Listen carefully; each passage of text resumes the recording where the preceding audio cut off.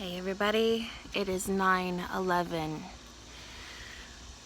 Can you believe that 9/11 was 20 years ago?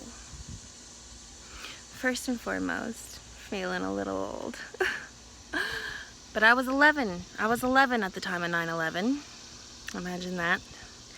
And I remember staying home from school that day. We were living in Clovis, California. Shout out. And I remember the night before, I could not go to school that day. I had bad dreams all night long, and I was feeling sick to my stomach, and I didn't go to school that day. It was crazy. And I come out of the bedroom, waking up later, and I see this plane landing into a building on the TV. My mom's roommate was watching TV at the time, and I said, "Oh, what movie you watching?" He said, "Well, I'm not watching a movie, honey. This is the news." And I said, "The news?" And I look again, and it looks like an action film. There's this video of this plane driving into this building, like flying, not driving, by the way. And I thought, what? I said, "This isn't a movie?" He said, "No, this is really happening. This is in New York. Lots of people died today." So I remember just being 11 and sitting down in front of the TV and staring at it and just watching the news and listening to it and just crying, because I kept thinking about my brothers and my sisters and my mom who was at work, and I thought, this could happen anywhere. What if this happens to us? You know, I mean, it's already happened to us, you know. And I remember just feeling so sad that day, because I was just imagining how many people got hurt and how many people died. And being 11 years old, that made a huge impact on me. And to this day, I still stand by some of the realizations that I came to on that day when I was 11 years old. You be kind, because you never know.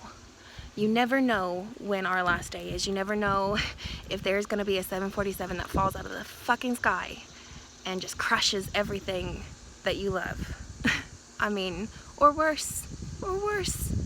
Be kind. Have respect. Make eye contact. Be friendly. Compliment people. You know, and if you can't do this every day, if you have a situation or a personality in which, you can't do stuff like that every day, then I'm praying that, at least for today, Americans set aside their squabbles. Americans stop being Democrat or Republican. You stop being black or white or Asian, or you stop being,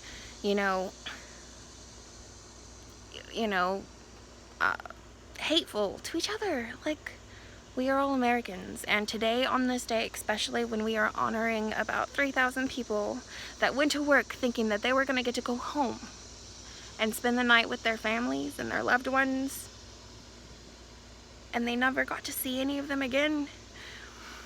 For all the people who still don't have any closure from that day, because they still don't know how their person died, they just know that they died in 9/11. For all the people who are still mourning, please just set aside your differences today and be kind for them, for each other. We are all Americans, and today is a good day to remember that. This year is a good year to remember that. We are one nation. We are one people, regardless of our color, our sexuality, our religious orientation, our political parties. We are all American. At the end of the day, we are all fellow countrymen. And regardless of our differences of opinion, we still need to respect and love each other. We are neighbors.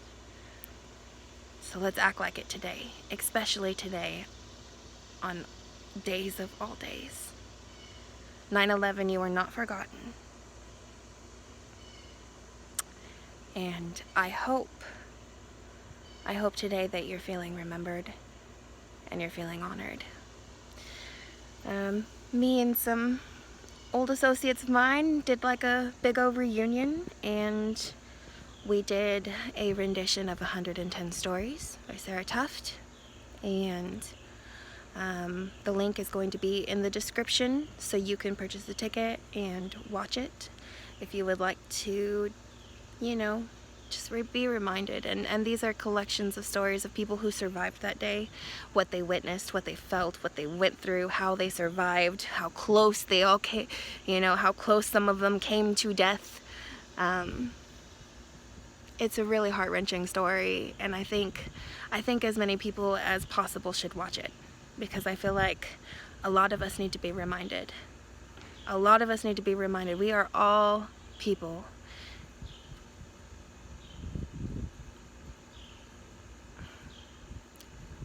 And to the soldiers that fought in the war, to those of you who didn't make it home, and to those of you who did, we thank you. We thank you, we thank you, we thank you. It's not my place to say whether we needed to be in that war or not. All I know is that people went over there and fought. They fought for other people's freedoms. They fought to protect ours. They fought to make a stand. They fought to send a message that America is not a country to be messed with.